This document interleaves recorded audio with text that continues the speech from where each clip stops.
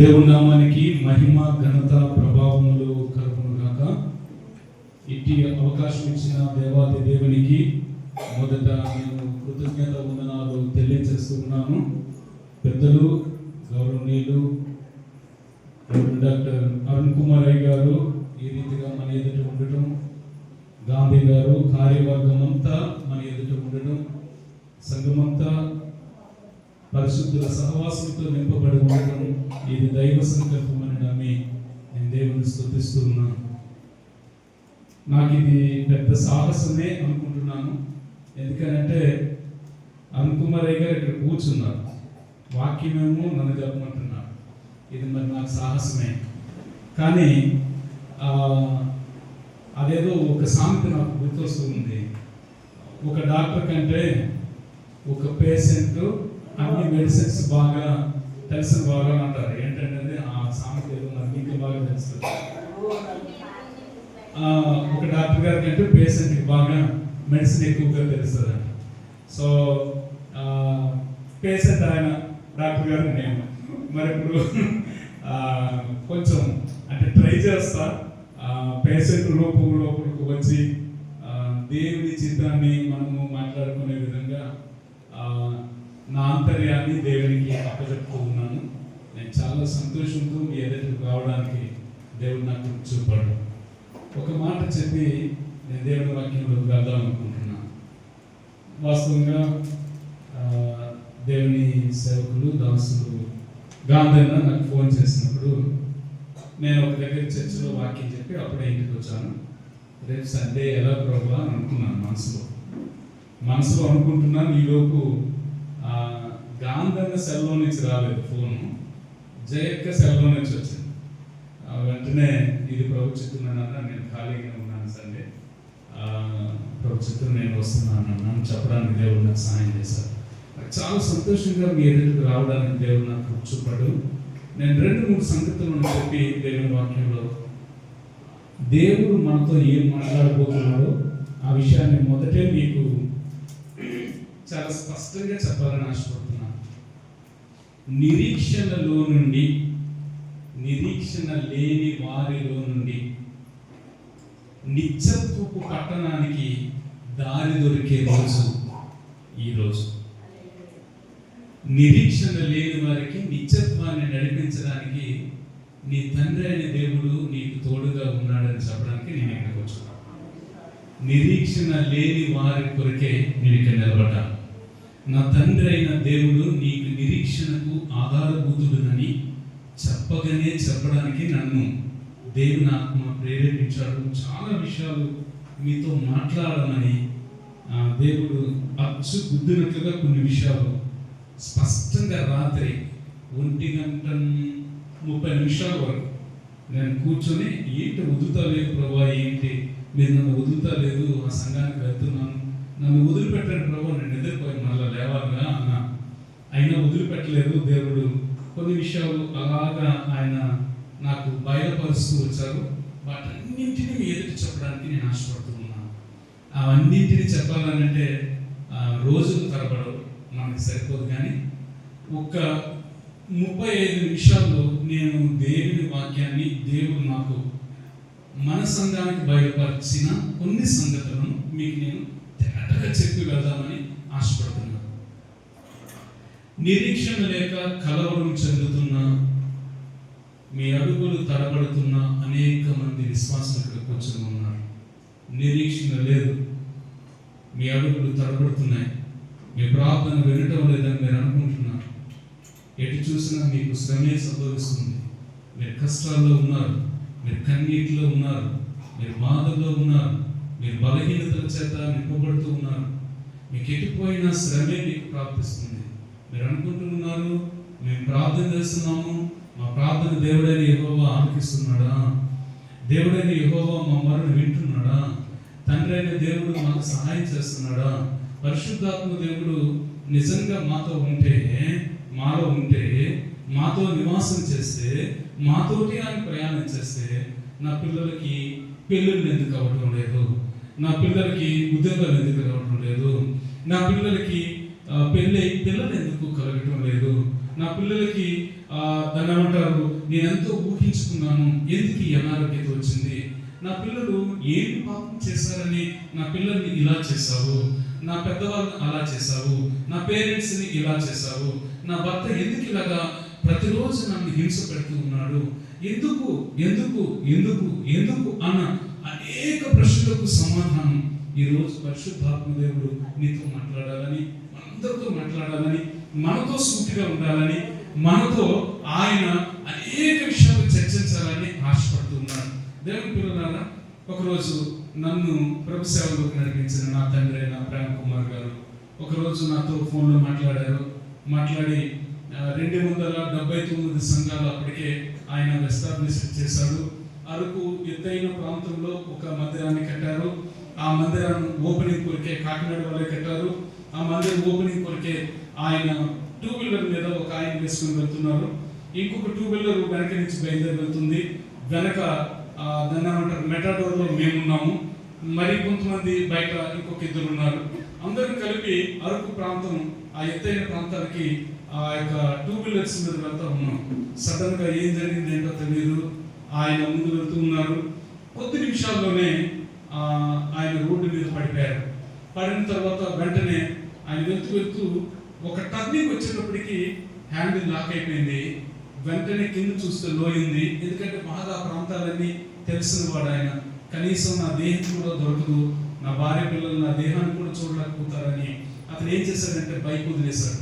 Bike వదిలిన వెంటనే ఆ బైక్ చాలా ఫోర్స్గా వెళ్తూ పైకి వెళ్ళి, బైక్ వదిలేసాను కదా, బైక్ లోయలో పడిపోతుంది అనుకున్నాడు అంత. వెంటనే పక్కన ఇంకొక ఆయన బ్రతుకున్నాడు. ఆయన చెప్పిన మాట ఏంటంటే, ఒకవేళ కంపల్సరిగా ఈ లోయలో మనం పడిపోతాం కనుక ఈజీగా మనం దాన్ని ఏమంటారు, మనం సేవ్ అవ్వచ్చు అనే ఉద్దేశంతో ఆ దైవజనుడు ఆ మోటార్ సైకిల్ వదిలేశాడు. సో మోటార్ సైకిల్ పైకి వెళ్ళిన మోటార్ సైకిల్ దొర్లుకుంటూ వచ్చి ఈ కింద పడిపోయి ఉన్నాడు.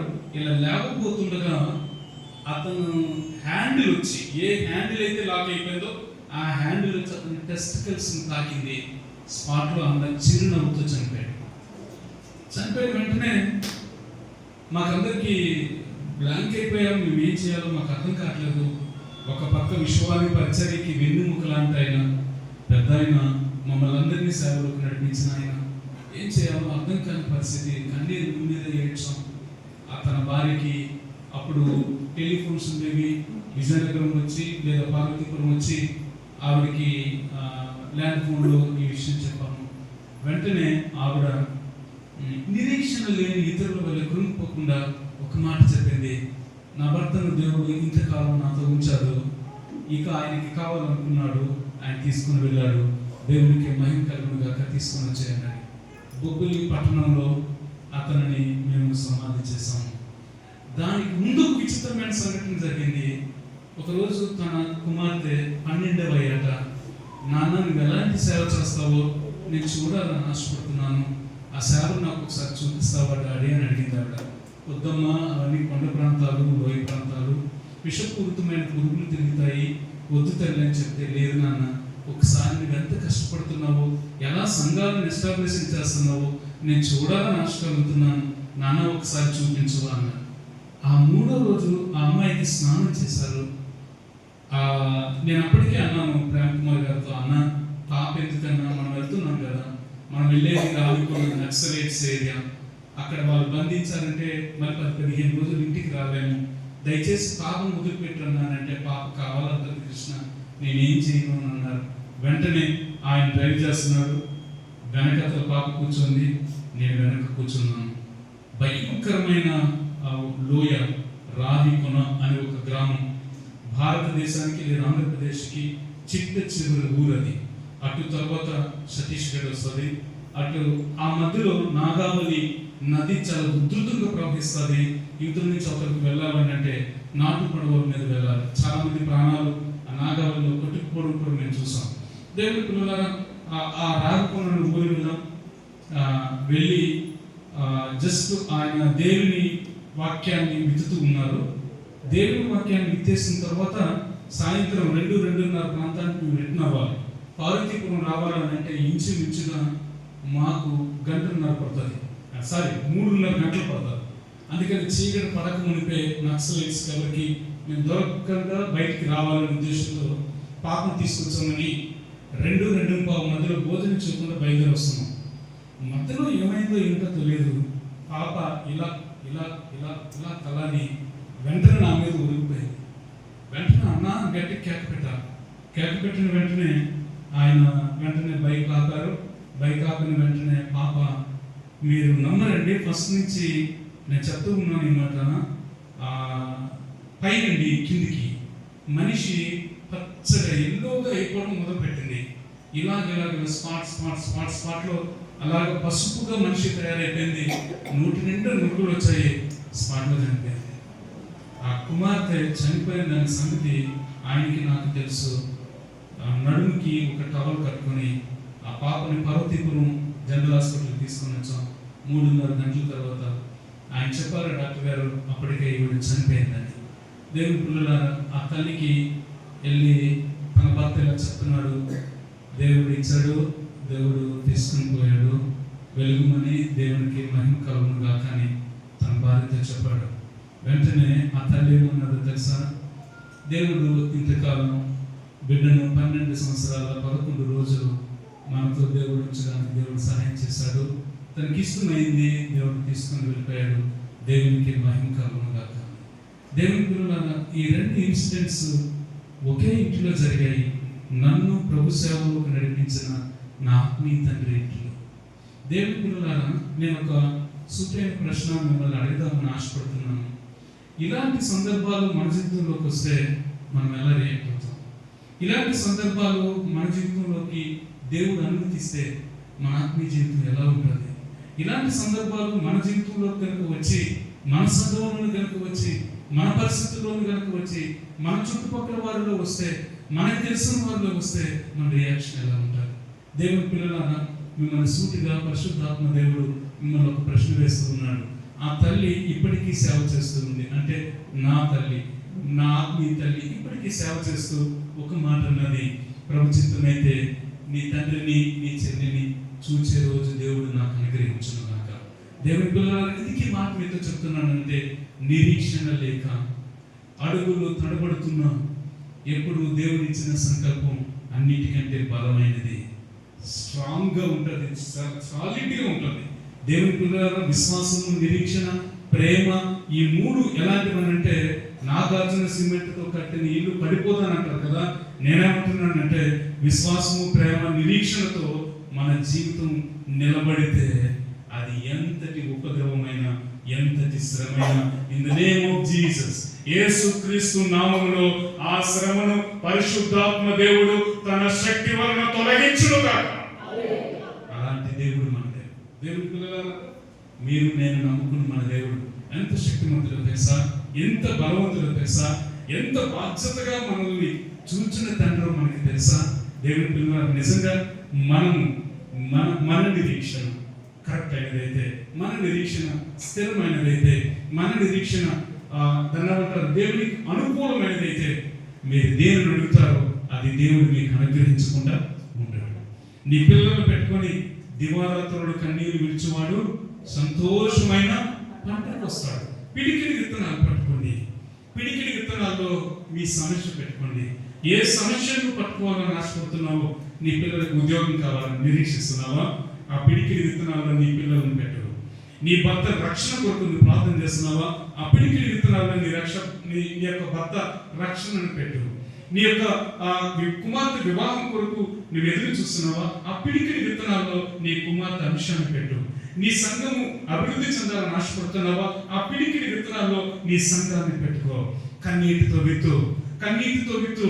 సంతోషమైన పంట నీవు కోయుదువు గాక.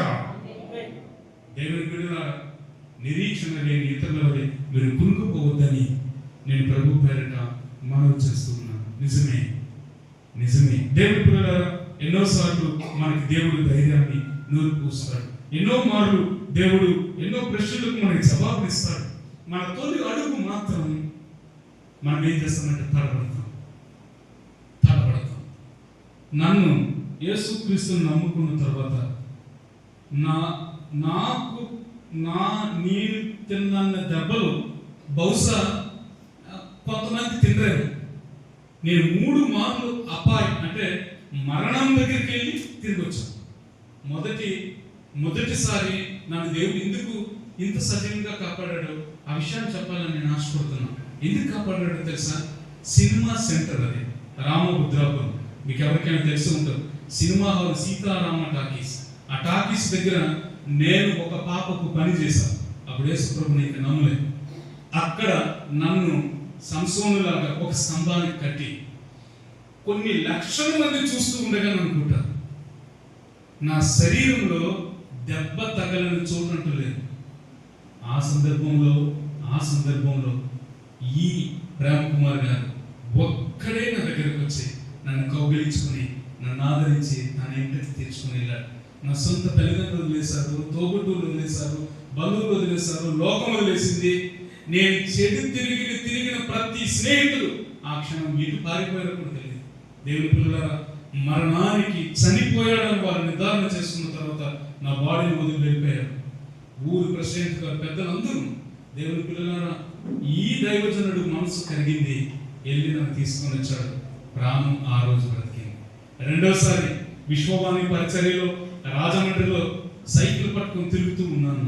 మీ టిన్ బాక్స్ మనం మీకు నేను ఇచ్చాను, మీ ఇంటి అడ్రస్ కోసం ఎలా వస్తామో అలాగా రాజమండ్రి ఇంటి అడ్రస్ కోసం వెళ్తూ ఉన్నాను. సడన్గా ఏమైందో నాకు తెలియదు. 2000 సంవత్సరం పెళ్ళై కరెక్ట్గా డిసెంబర్లో పెళ్ళయింది.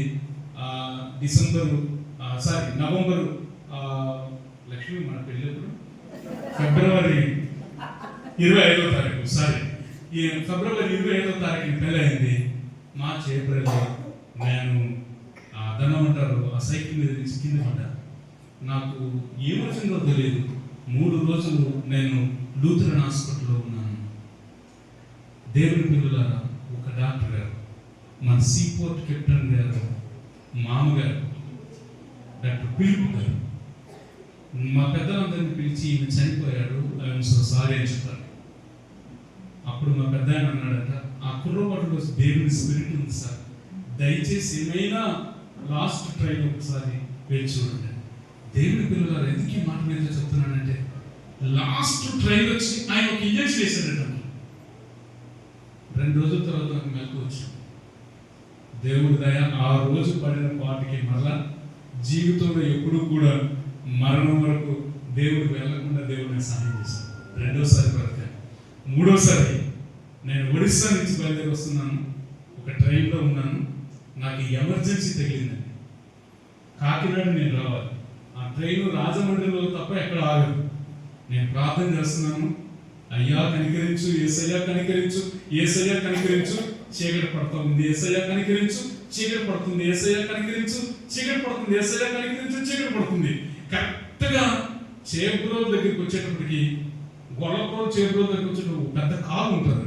ఆ కారు ముందు ఎందుకో స్లో అయ్యింది ట్రైన్. నేను బ్యాగ్ రెడీగా పట్టుకుని ఉన్నాను. స్లో అయ్యింది కదా అని నేను దిగిపోయాను. దిగిన వెంటనే బండిగా ఊగాను. ఊగితే ఇది లోయ, అది పెద్ద దన్నమంటారు కాలు. పడితే ఇంక నేనేం కనిపించదు. రాత్రి 7 గంటల ప్రాంతం. దేవుని పిల్లలు 3వసారి దేవుడు ఇలా జక్కించి అలాగే ఎవరో షర్ట్ పట్టుకుని ఇలా లాగారు. అలా లాగితే అలా నిలబడ్డా. అప్పుడు అనుకున్నాను, తండ్రి ఇంకా బ్రతికితే ఇంకింతే, చావైతే నాకు లాభం. అప్పటి నుంచి నాకు భార్య, పిల్లలు, ఈ లోకం, ఇంకెవరు నాకు సంబంధం లేదు. ఒకే ఒక గురి, నేను దేని కొరకు పిలువబడ్డాను, నా నిరీక్షణ అంతా కూడా దాని మీదే ఉంది. విశ్వవాణి మిషనరీస్ని డెవలప్ చేయాలి, మిషనరీ సంస్థను నేను నిలబెట్టుకోవాలి.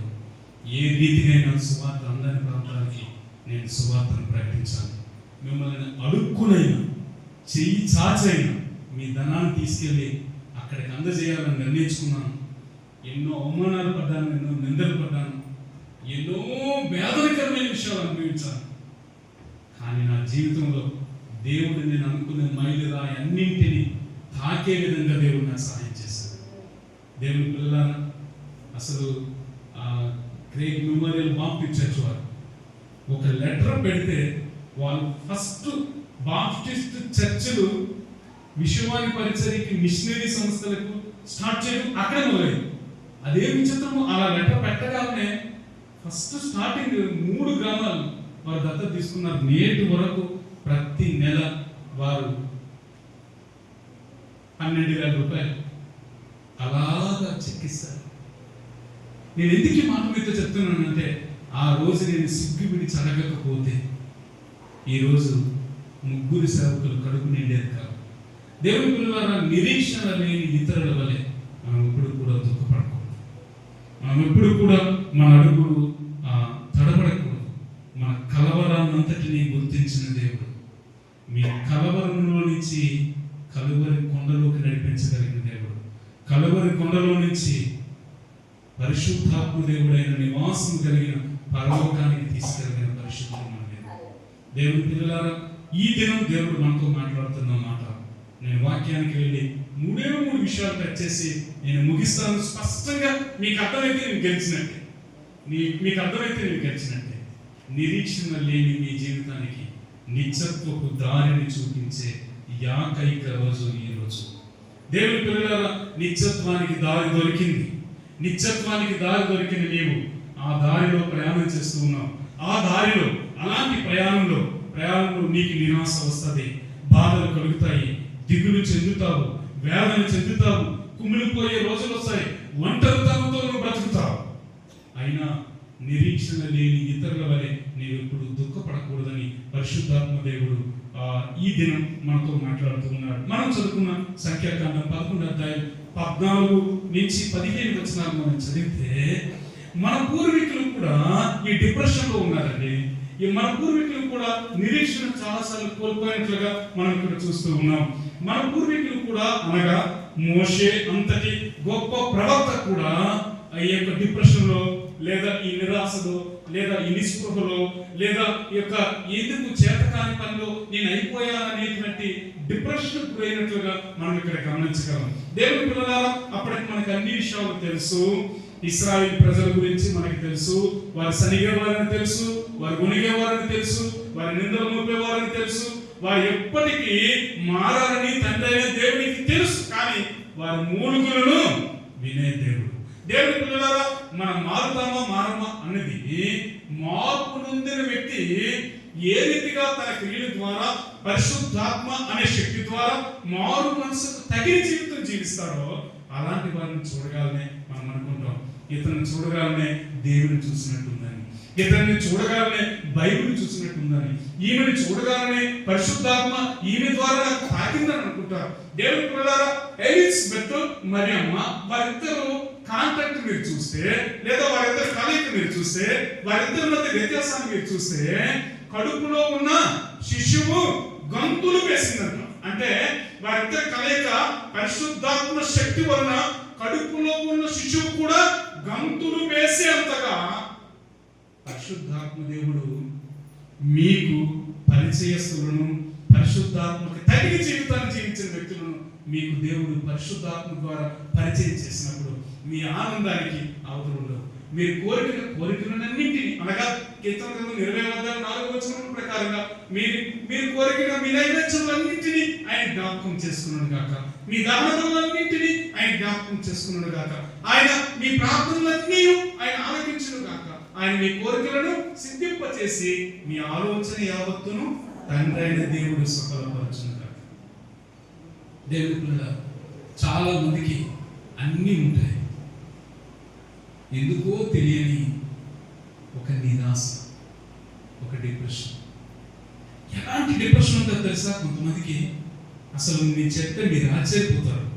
నాకు పరిశుద్ధాత్మ దేవుడు ఆ డిప్రెషన్ గురించి కొన్ని విషయాలు చెప్తూ ఏమన్నారు తెలుసా? కృష్ణ, ఈ పలుకు అని అన్నారు. ఈ పలుకు అన్న మాటను ఒకసారి పలకడాలని నేను ఆశపడుతూ ఉన్నాను. ఒకసారి మీరు గమనించవలసిందిగా నేను ప్రభు పేరిట మనవి చేస్తున్నాను. డబ్బు లేకపోతే డిప్రెషన్లోకి వెళ్తాం, డబ్బున్నా డిప్రెషన్లోకి వెళ్తాం. ఇదేంటండి?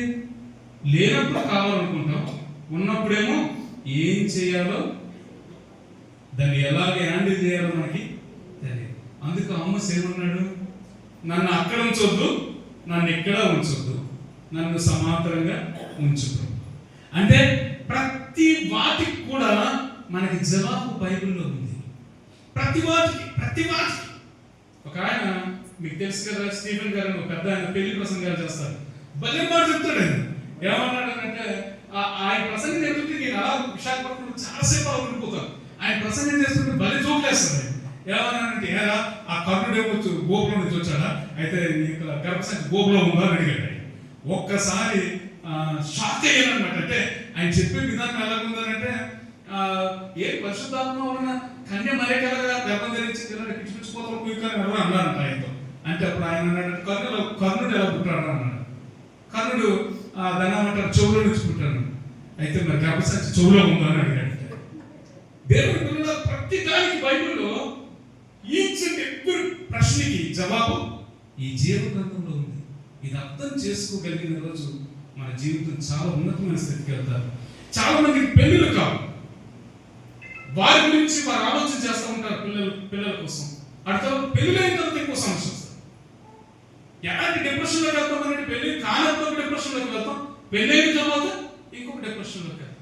దేవుడి పిల్లలు చాలా మందికి నలిగిపోతూ ఉంటారు. వ్యాపారం చేయాలనుకుంటారు, వ్యాపారానికి ముందు ప్రభు వ్యాపారం చేస్తాం అడుగుతాం. వ్యాపారం చేసిన తర్వాత నష్టాల్లోకి అది హ్యాండిల్ చేయలేనప్పుడు ఏం చేస్తామనంటే అప్పుడు దీన్ని ఏం చేయాలనేటువంటి డిప్రెషన్లోకి వెళ్తాం. దేవుడి పిల్లలు మంచి గురించి మనం డిప్రెషన్లోకి వెళ్తాం, చెడు గురించి కూడా డిప్రెషన్లోకి వెళ్తాం. ఎక్కడైనా గౌరవం దొరకకపోతే డిప్రెషన్లోకి వెళ్ళిపోతాం, ఎక్కడైనా గౌరవం దొరికినా డిప్రెషన్లోకి వెళ్తాం.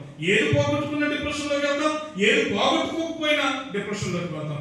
అజ్ఞాతంలో ఉన్నప్పుడేమో ఒకలాగా ఆలోచన చేస్తాం, అజ్ఞాతం వీడి దేవుడి మందిరానికి వచ్చినప్పుడు ఇంకొకలాగా ఆలోచన చేస్తాం. ఒకసారి అద్భుతాలను చూసినప్పుడు దేవుడిని ఎంతో సంతోషింపజేస్తాము, అద్భుతాలు జరగలేనప్పుడు మనం ఎంతో కృంగిపోతూ ఉంటాం. దేవుని పిల్లలారా, అందుకే అంటాడు ఓ పెద్ద ఆయన భలే మాట అంటాడు. ఏంటంటే కలత చెందిన ప్రతివారు, కలవరం చెందిన ప్రతివారు కరుణామయుడని యేసు దగ్గరికి వస్తే మీ కలతలన్నీ ఆయన నామములో తొలగిపోవు. కలత చెందిన మీలో ఎవరున్నారో నాకు తెలియదు. పరిశుద్ధాత్మ దేవుడు మీ గురించి నా గురించి ఆయన మాట్లాడుతూ ఉన్నాడు. ఇక్కడ మోషే చాలా కలత చెందుతూ ఉన్నాడు. ఏంటంటే ఇశ్రాయేలు ప్రజలు అంటున్నారు, ఏది మాకు తినడానికి మాంసం, ఏది అక్కడే ఐగుప్తులోనే మేము ఎన్ని శ్రమలు అనుభవించినా, ఎన్ని కష్టాలు అనుభవించినా, ఎన్ని నిందలు అనుభవించినా, ఎన్ని బాధలు అనుభవించినా మా కడుపు నిండా. కానీ ఇక్కడికి వచ్చాం, నీ మాట ప్రకారం వచ్చాం, ఇదిగో నీ మాట ప్రకారం మేము ఇక్కడికి వచ్చాం, కానీ మా పరిస్థితి చూస్తే వేరే విధంగా ఉంది. ఎప్పుడో మన్నానే తినాలా, ఎప్పుడో మన్నతోటి మమ్మల్ని బ్రతకమంటావా ప్రశ్న వేస్తూ ఉన్నారు. వెంటనే మోజెస్ రియాక్షన్ చూడండి, నలిగిపోతూ ఉన్నాడు. ఏం చేయాలో అర్థం కావట్లేదు. అంత గొప్ప ప్రవక్త ఒంటి చేతితో ఒక్క డెక్కైనను వదులు పెట్టకుండా ఐగుప్తు నుండి 6 లక్షల కాల్బలాన్ని తీసుకొచ్చిన అంతటి శక్తివంతుడు తన స్వజనుల దగ్గరికి వచ్చేటప్పటికి డిప్రెషన్కి వెళ్ళిపోతున్నాడు. తన నిరాశ నిస్పృహలోకి వెళ్ళిపోతున్నాడు. తన థింకింగ్ పవర్ మారిపోతూ ఉంది. వెంటనే ఆ కోపానికే కదా ఆ బండను కొట్టాడు, ఆ కోపానికే కదా దాన్ని ఏమంటారు, ఇప్పటికీ ఆయన దాన్ని ఏమంటారు, సమాధిని ఎక్కడ దాచి పెట్టారో ఆ గృహాన్ని పేరు పెట్టుకున్నా దేవుడు అంతే.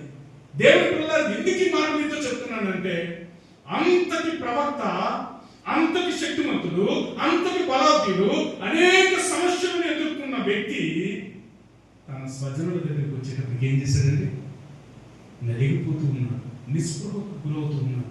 ఆయన ఒక ప్రశ్న వేశాడు, ఇక నేను భరించలేదు, నా వల్లగా నాకు వద్దు, ఇక నన్ను చంపే ప్రభు. దేవుడి పిల్లలు చాలా మందికి ఇలాంటి సమస్యలు వస్తాయి కదండి. నాకు వద్దు ప్రభు, నాకు ఈ జీవితం నాకు వద్దు, నన్ను చంపే, నన్ను ఎందుకు ఇక్కడ ఉంచావు, దీని నిమిత్తమైన నన్ను ఉంచావు. ఇదిగో ఇంటికి వస్తే ఈవిడు పోరు, బయటికి వెళ్తే మా మేనేజర్ పోరు, సంఘానికి వస్తే ఎవరైనా సరైన రీతిలో నన్ను ఆదరించేవారు లేరు. నలిగిపోతూ ఉన్నావా నా ప్రియమైన సహోదరి సహోదరుడు? మోషే వలె నలిగిపోతూ ఉన్నావా? మోషే వలె వేగం చెందుతూ ఉన్నావా? మన ప్రవక్తలు మోషే వలె ఒకలాంటి ఆ డిప్రెషన్ గురవుతూ ఉన్నామా? చాలా మందికి పట్టి పీడిస్తున్న భయంకరమైన సమస్య నేటి దినాల్లో డిప్రెషన్, నిరాశ. చాలా మంది పిల్లలు మీరు చూడండి, అమ్మస్తుంది ఆడి చేతులు ఇలా వణుకుతూ ఉంది. కారణం ఏంటో తెలుసా? Cell phone. దీనికి ఎంటర్టైన్మెంట్ ఆయన ఏం చేస్తున్నాడంటే ఆ సెల్ ఫోన్ లేకపోతే చేతులు వణుకుతూ ఉన్నాయి.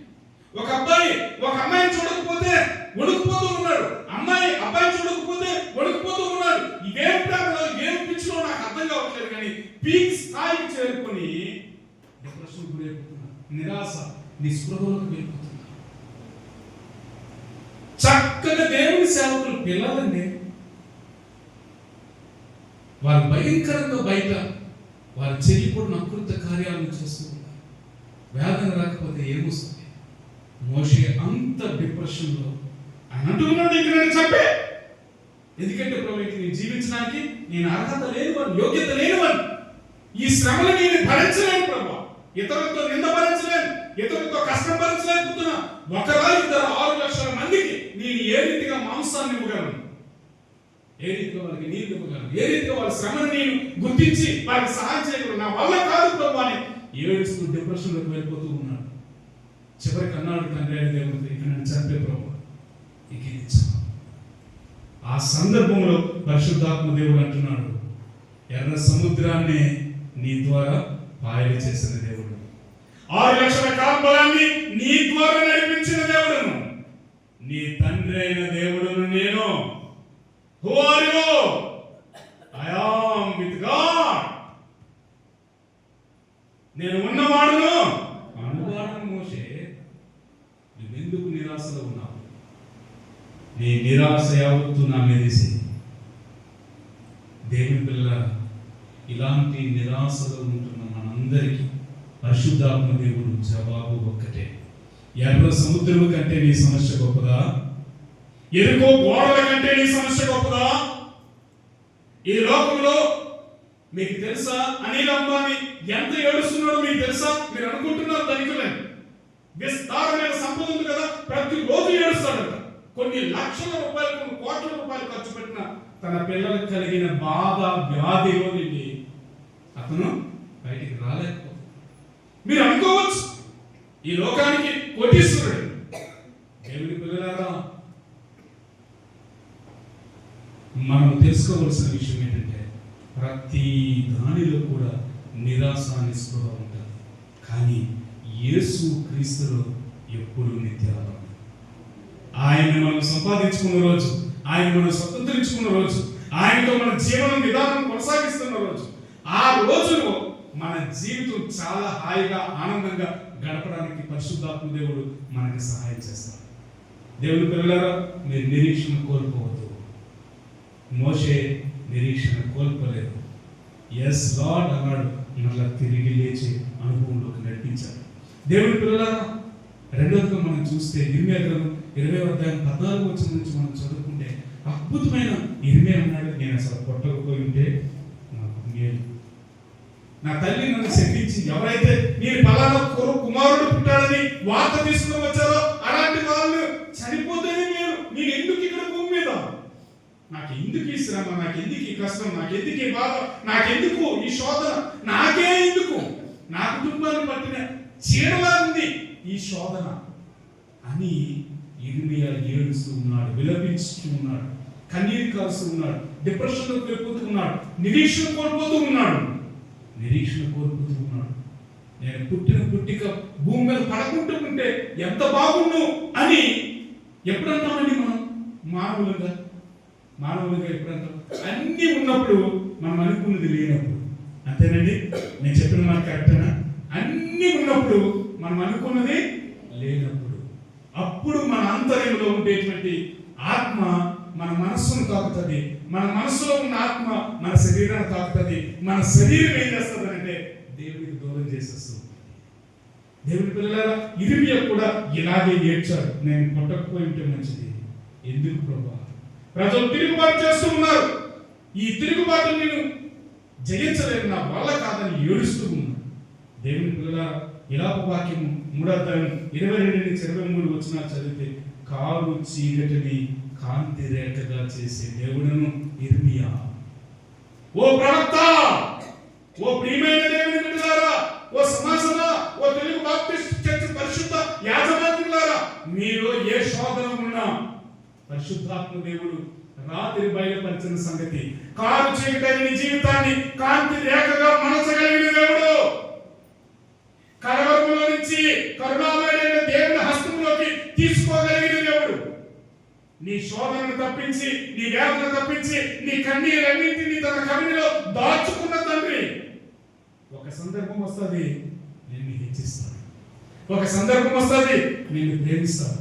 ఒక సందర్భం వస్తుంది, ఇదిగో నా కుమారుడైన యోబును నీవు చూచితివా ఓ సైతానా అని అడిగిన రోజు నిన్ను పెట్టి పరిశుద్ధాత్మ దేవుడు ఒకరోజు అడుగుతాడు.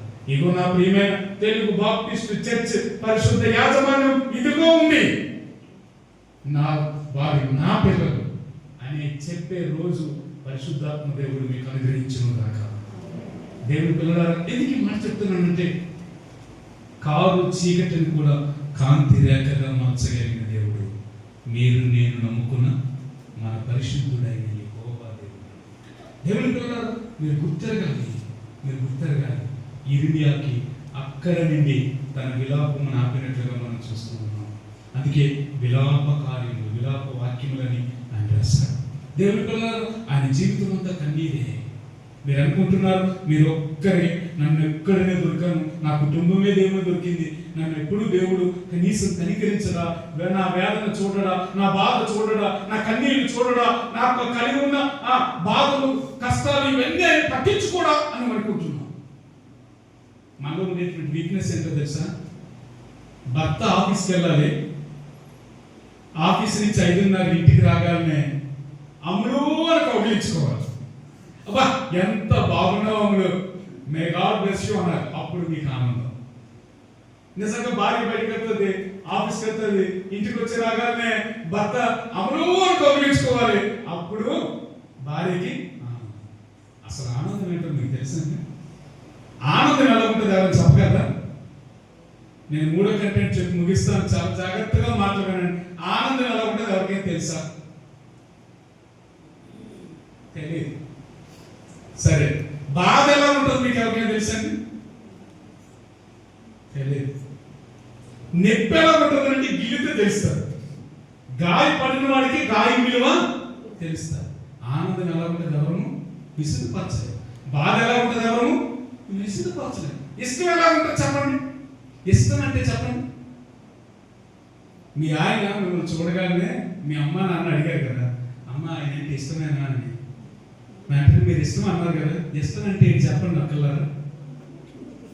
మీరు చెప్పండి అక్కర్లారా? ఎవరైనా చెప్పలేరు. అనలారా మీరు, నా భార్య అమ్మగారు తీసుకుంటే అబ్బా అంటారు కదా.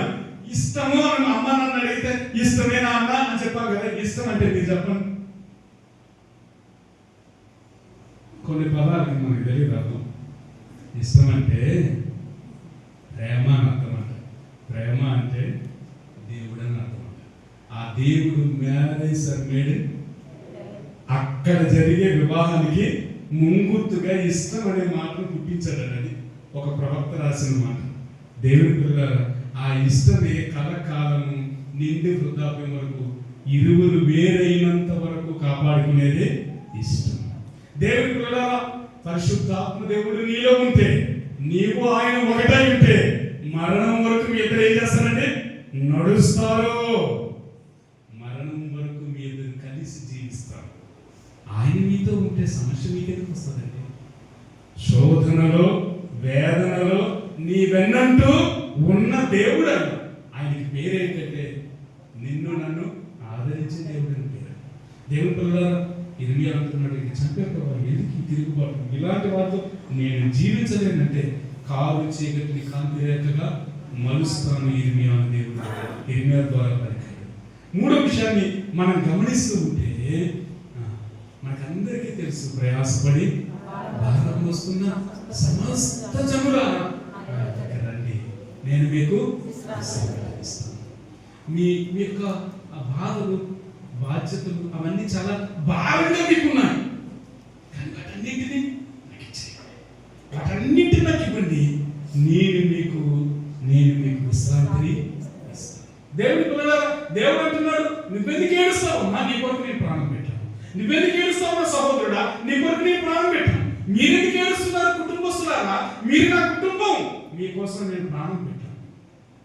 మీకోసం నేను ప్రాణం పెట్టాను. సిలువలో యవన రక్తాన్ని కాల్చాను. మీ అందరి కోసం బలియాగమైపోయాను.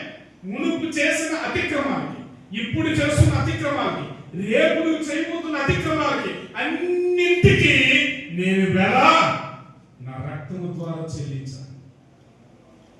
నీకెందుకు నీ చేస్తాను? మీకెందుకు డిప్రెషన్? దేవుని పిల్లలు బలము కలిగి గొప్ప కార్యాలు చేస్తారు. మీరు దేవుని పిల్లలు, మీరు దేవుని బలము కలిగిన పిల్లలు, మీరు గొప్ప కార్యాలు చేయవారు ఒకరిగా తెలుగు బాప్టిస్టు పరిశుద్ధ సంఘం నిలుచును గాక. పరిశుద్ధాత్మ దేవుడు మీ వెంట ఉండి మిమ్మల్ని నడిపించును గాక. దేవుని పిల్లలారా, నన్ను ఆత్మ ఇంకొక విషయం చెప్పమని ప్రేరేపిస్తుంది. మీ మీ మీ కాడి చాలా బరువు. ఎలాంటి బరువులో ఉన్నారనంటే, మీ పిల్లల గురించి ఎక్కువగా ఆలోచన చేస్తున్నారు. ఆ బరువును నా మీద వేయండి. కుటుంబాల గురించి ఎక్కువగా ఆలోచన చేస్తున్నారు. ఆ కుటుంబం నా మీద వేయండి. సంఘం గురించి ఎక్కువగా ఆలోచన చేస్తున్నారు. సంఘం నా మీద వేయండి. బాధ్యతల గురించి ఎక్కువగా ఆలోచన చేస్తున్నావు. నీ బాధ్యత నా మీద వేయండి. నీవు దేని గురించి ఎక్కువగా చింతపడుతూ ఉన్నావో నీ చింత యావత్తు మీరు మోయలేరు. మీరు మోయలేరు. ఎందుకంటే ఎవరైనా ఏదైనా అంటే మనం భరించలేము. ఎవరైనా ఏదైనా మనల్ని ఎత్తు చూపితే మనం సహించలేము. ఎవరైనా ఏదైనా మనల్ని హేళన చేస్తే మనం తట్టుకోలేము. మొన్న తెలుగు బాప్టిస్ట్ చర్చ్ అన్న ఏదైనా మీకు యూత్ రిట్రీట్ ఏదైనా యూత్ లేకపోతే ఏదైనా కాంపిటీషన్ పిల్లలది ఏదైనా మీకు రావాల్సిన ఒక ప్రైజ్ ఎక్కడికి వెళ్ళిపోయింది గమ్ము. అంటే ఇంకో పాప ఎవరో పాడేశారు, బాగా పాడిందని వాళ్ళు చేశారు. మనసులో లోపల నచ్చుకుంటాం నేను, బయటికి చెప్పకపోయినా మనసులో లోపల నచ్చుకుంటాం. దేవుడు అంటే మన సంఘంకి వచ్చేటప్పటికి మనకి ఎలా ఉంటుంది? ఒకలాంటి దైవం వచ్చేస్తుంది. ఇతరులకు వచ్చేటప్పటికి ఒకలాంటి, కానీ వారు దేవుని పిల్లలే, మనము దేవుని పిల్లలే. కానీ వారు మనకంటే ది బెటర్ అనేది ఒక చిన్న పాయింట్ లో వాళ్ళు ఏం చేశారు? వాళ్ళు ముందున్నారు. రెండోసారి మనం పెరగడదాం. మనం పాజిటివ్ గా థింక్ చేస్తే పరిశుద్ధాత్మ దేవుడు ఇక పెద్ద షీల్డ్ ఇచ్చేస్తారు మన సంఘానికి. మీరు చేయి తలపెట్టిన కార్యములన్నీ సక్సెస్ అయిపోతాయి. ఒకరోజు ఇలాగే ఏలి ఏడ్చాడు. మొదట రాజుల గ్రంథం 19:4 ఇప్పుడు చాలు ప్రభా, ఇక నా ప్రాణం తీసుకున్నాను.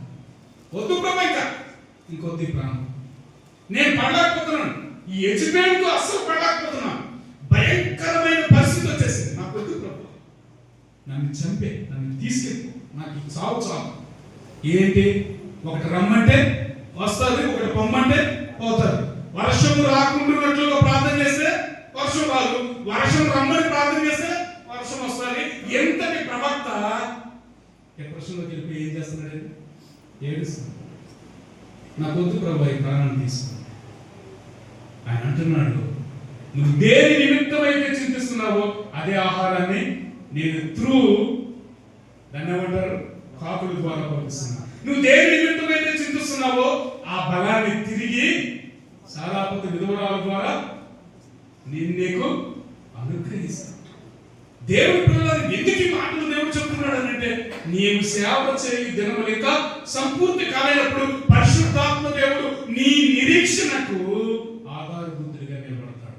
నీ నిరాశను తీసివేసి నిరీక్షణకు ఆధారభూతుడిగా నేను నిలబడతాడు. అమ్మ, నువ్వు ఇంకా భూమి మీద నిలబడ్డావు, నా సహోదరుడు నిలబడ్డావు అంటే నువ్వు ధర్మ కార్యాలను చూడబోతున్నావు, దేవుని కార్యాలను చూడబోతున్నావు. ఇదిగో ఈ సంవత్సరం నీ కుమార్తె ఫలించును గాక.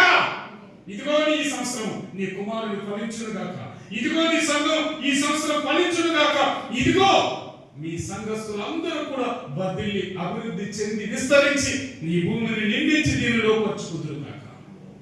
పరిశుద్ధాత్మ దేవుడు చిట్ట చివరిగా ఈ మాట నేను చెప్పి ముగించబోతూ ఉన్నాను.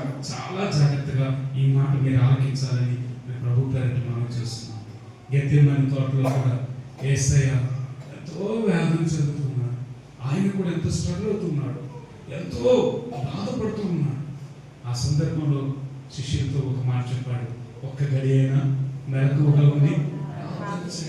దేవుని పిల్లలారా, నీకు నిరీక్షణ కలిగి ఇతరుల వలె నువ్వు జీవించాలి అని అంటే నీకు ప్రార్థన, మనకందరికీ కూడా ప్రార్థన అంతేనా? ప్రార్థన ఉంటే మన పరిస్థితులన్నింటినీ దేవుడు అలా మార్చేస్తాడు. పరిస్థితులను మార్చేది ప్రార్థన ఒక్కటే. అన్నీ ఉన్నాయండి, అల్లుడు నోట్లో అదేదో ఉందంట, అన్నీ ఉంటాయి మన దగ్గర, ఒక్కటి మాత్రం ఉంది. ఆ ఒక్కటి ఏంటంటే దేవుడితో సహవాసపు ప్రార్థన. పిడికి విత్తనాలు పట్టుకుని ఏడ్చే ప్రార్థన, కన్నీటితో విత్తే ప్రార్థన అస్సలు. అన్నీ ఉంటాయండి. జోబు నిండా డబ్బులు ఉంటాయి, కంటి నిండా నిద్ర ఉంటుంది, చక్కగా నిద్రపోవడానికి మంచి పడకలు ఉంటాయి, మంచిగా మనకి ఆ దేవుడి దేవుళ్ళు అన్ని ఆ పెద్దలు ప్రొవైడ్ చేశారు. సూపర్, ఇదంతా మందే, అన్నీ ఉంటాయి.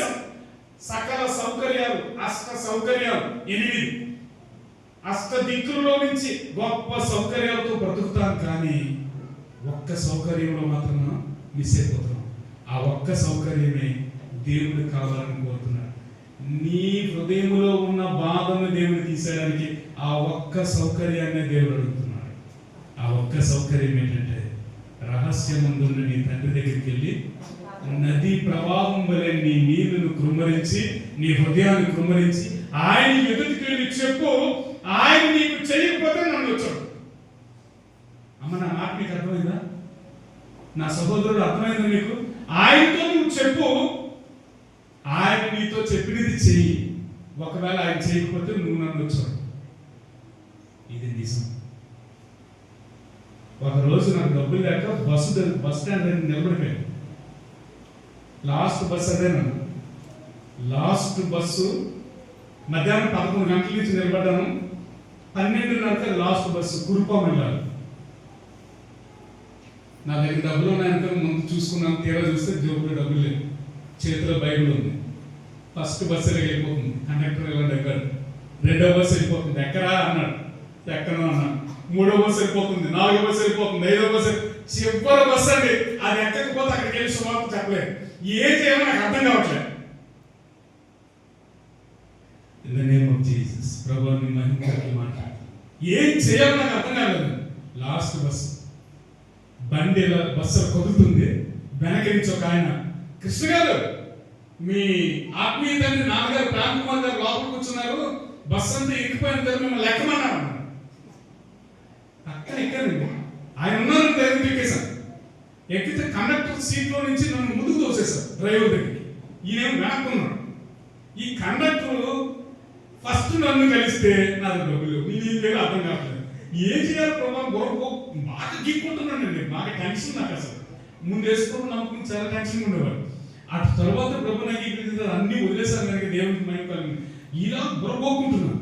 ఈలో కండక్టర్ వెనక్కి నుంచి టికెట్లన్నీ కొట్టుకుని ముందుకు వచ్చినప్పటికీ అందరూ అడుగుతున్నాడు, నన్ను అడగట్లేదు. సార్ అన్నాను అనే లోపు ఆయన అన్నాడు, ఏమన్నాడు తెలుసా? సార్ మీ పేరు కృష్ణ అంటే, అవునండి నా పేరు కృష్ణ. ఆయన అనుకున్న ఆయన టికెట్ తీశారు సార్. దేవుని విశ్వాసం అనుకోండి. తీరా కురూపం వచ్చింది, దిగితే రామ్ కుమార్ గారు లేరు, ఎవరు లేరు. ఆ కండక్టర్ని అడిగితే ఆయన బొబ్బులు ఏదో పని ఉందని దిగిపోయాడు కదండి, 2 టికెట్లు ఇచ్చారు సార్, ఎందుకు సార్ అని అంటారు. వాస్తవంగా నేను మరుసటి రోజు ఆయన కలిసాను. అన్న టికెట్ తీసి బొబ్బులు ఎదిగి దిగిపోయాను. నేను బొబ్బులు రావడం పెట్టుకుంటూ, నేను ఎక్కడ రావడం, నేనేమో దాన్ని ఏమంటారు మద్రాసు ట్రైనింగ్ క్లాస్ వస్తుంది, నేను వెళ్తాను. నేను ఎక్కడికి వెళ్ళాను. ఏముండాలండి దీన్ని? ఇప్పుడు చెప్పండి మీరు. ఆయన ఏదైనా నువ్వు కన్నీటితో విత్తితే, నీ ఆశ హృదయంలో ఉన్నదాన్ని చూస్తే ఆయన దేన్నైనా ఏదైనా చేయగలడండి, ఏదైనా చేయగలడు ఆయన. దేవుని పిల్లలారా, మీ కాడి మీరు మోయలేరు, అది చాలా బరువుగా ఉంటుంది. మీ కాడిని తీసుకొచ్చి ఆయన చేతికి అప్పచెప్పేయండి. ఆయన మీ మొరకు విశ్రాంతిని కలుగజేస్తాడు. మీ మొరను ఆయన ఆనందిస్తాడు. తగు సమయం వస్తుంది, నిన్ను దీవించబోతున్నా. నా పరిశుద్ధమైన సంగమా, నిన్ను ఆశీర్వాదకరంగా చేయబోతున్నాడు. అందుకే యోహాను సువార్త 14:1 మీ హృదయమును అస్సలు నో డౌట్ ఎట్ ఆల్ మూసేశాను. అస్సలు హృదయాన్ని అస్సలు కలపచండి, అస్సలు కలవరపడదు. పరిశుద్ధులారా, మీ ఇంట గొప్ప శుభకార్యాలు జరగబోతున్నాయి. మీ ఇంట ఉద్యోగాలు రాబోతున్నాయి. మీ ఇంట వ్యాపారాలు అభివృద్ధి చెందబోతున్నాయి. మీరు చేయగలబెట్టిన ప్రతి కార్యము దేవునికి దీవెనకరంగా నిలవబోతుంది. నువ్వు కన్నీటితో దేవుని దగ్గరికి వెళ్ళి ఆయనకి నీ బాధ్యత, నీ భారాన్ని అప్పచెప్పి ఆయన నీ బాధ్యతను భారాన్ని తీసుకొని ఆయన మోస్తానంటున్నాడు. నీకు విశ్రాంతిని ఆయన అనుగ్రహిస్తానంటున్నాడు. కలవరం చెందొద్దని చెప్తున్నాడు.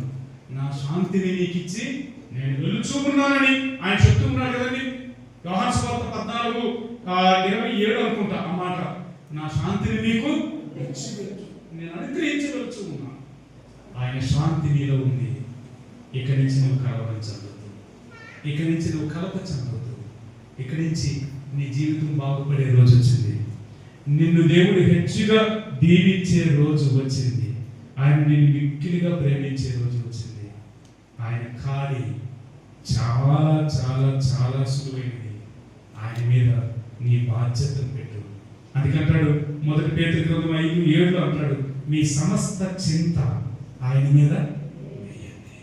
మీ సమస్త చింత ఆయన మీద వేయండి. ఆయన మీ చింత యావత్తును తీయడానికి ఇష్టపడుతున్నాడు. కళ్ళు మూసుకుందాము, చిన్న ప్రార్థన చేద్దాము. తండ్రి తండ్రి తండ్రి, నన్ను నీ చేతుల్లో పెడుతున్నాను యేసయ్యా. తండ్రి, నన్ను నీ చేతుల్లో పెడుతున్నాను.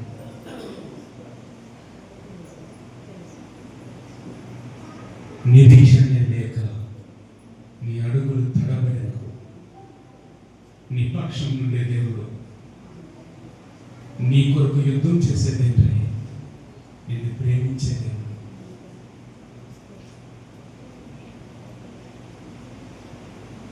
ప్రార్థన చేసుకుందాం. ఆరాధనా ఆరాధనా ఆర్పజాలని ఆరాధనా ఆరాధనా ఆరాధనా ఆర్పజాలని ఆరాధనా. నీవిక్కడ ఉన్నావు, నన్ను దర్శించావు, నా స్థితిని మార్చావు. కృతజ్ఞతాస్తుతుపాడెదా, తడిపెద నీ పాదాలను. కృతజ్ఞతాస్తుతిపాడెదా, తడిపెద నీ పాదాలను. ఎల్బేతే ఎల్బేతే బేతేలు దేవుడే నా దేవుడు. ఆరాధనా ఆరాధనా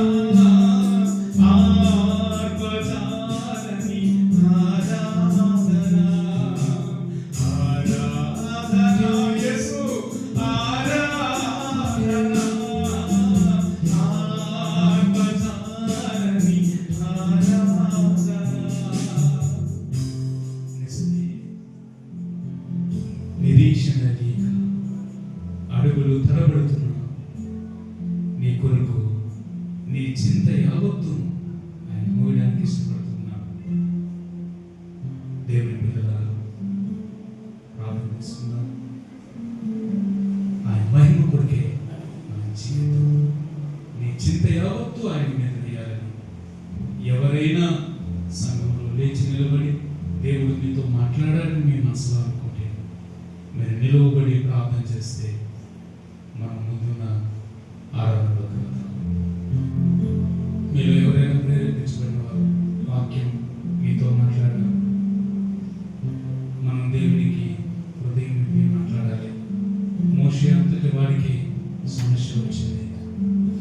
ఇర్మియా అంతటి వాడికి సమస్య వచ్చింది, ఏలియా అంతటి వాడికి సమస్య వచ్చింది.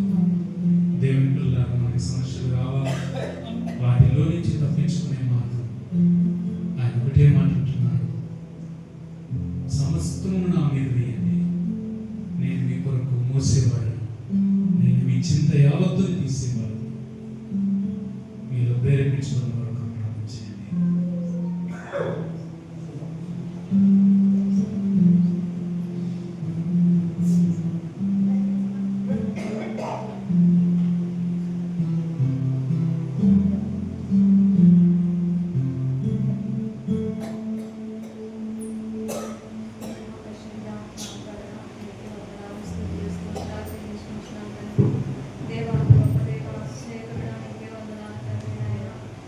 ఇప్పటి వరకు నాయన తండ్రి మీ బిడ్డ ద్వారా మాతో మాట్లాడిన విధానం బట్టి మీకు స్తోత్రాలు తండ్రి. దేవాలయ మా చింతలన్నీ నీ మీద వేయమన్నావు ప్రభా, నీకు స్తుతులు స్తోత్రాలు చెల్లిస్తున్నాం తండ్రి.